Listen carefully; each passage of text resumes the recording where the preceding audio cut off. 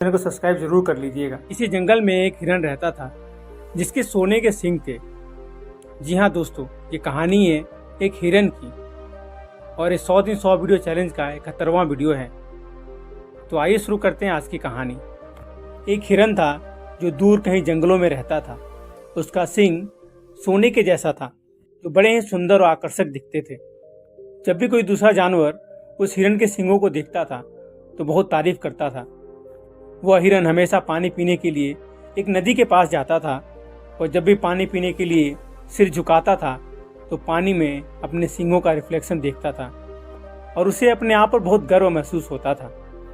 एक दिन जब वो नदी के पास पानी पीने के लिए गया और नदी में अपने सींगों का प्रतिबिंब देखकर वो मन ही मन मुस्कुरा रहा था, तभी उसकी नज़र अपने पैरों पर पड़ी। दरअसल उसके पैर बहुत ही काले भद्दे और बदसूरत थे।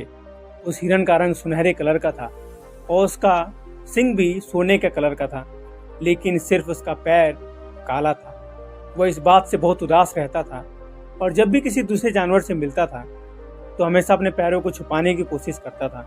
उसे हमेशा अपने पैरों पर शर्म महसूस होता था और हमेशा अपने पैरों को कोसता रहता था।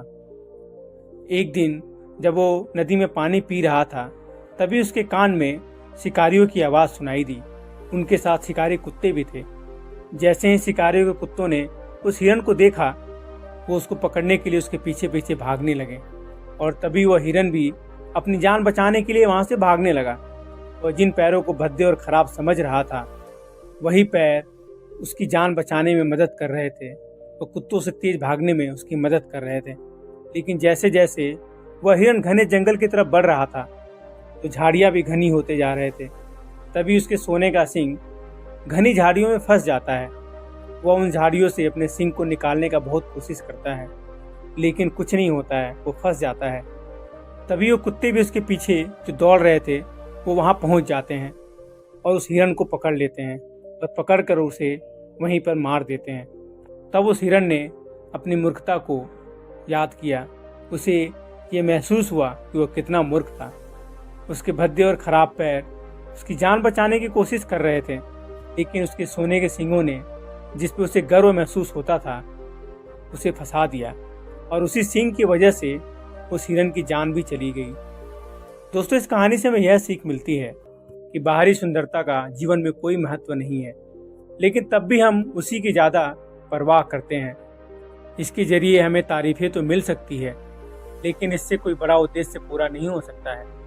इसी तरह कोई भी चीज़ की वैल्यू उसके अंदर होता है, जो चीज़ उस पर निर्भर करती है।